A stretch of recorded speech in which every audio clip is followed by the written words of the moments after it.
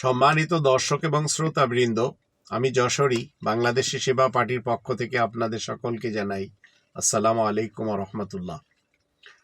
কোরআনের ৫৭ নম্বর সূরা আল হাদিদের ৮ নম্বর আয়াতটি আসুন আমরা একটু লক্ষ্য করি আল্লাহ কি বলছেন।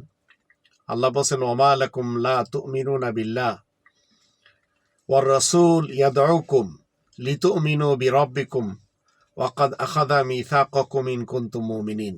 তোমাদের কি হলো, তোমরা আল্লাহতে ঈমান আনছো না, অথচ বিশেষ বার্তাবাহক তোমাদেরকে তোমাদের প্রতিপালকের প্রতি ঈমান আনতে আহ্বান করছে এবং আল্লাহ তোমাদের নিকট থেকে অঙ্গীকার গ্রহণ করেছেন যদি তোমরা বিশ্বাসী হও। তো আজ আমাদের দেশে যারা আম্বিয়াদের ওয়ারিস হিসেবে পরিচয় দিয়ে চলেছে, এরা মূলত উলামায়ে কুফফার। এরা কেউ আম্বিয়াদের ওয়ারিস না। যত ধর্মজীবী আমাদের দেশে করে খাচ্ছে বক্তা হুজুরেরা, এদের কারোর কথা শোনা যাবে না। বিশেষ বার্তাবাহকের অর্থ হলো আর রাসূল।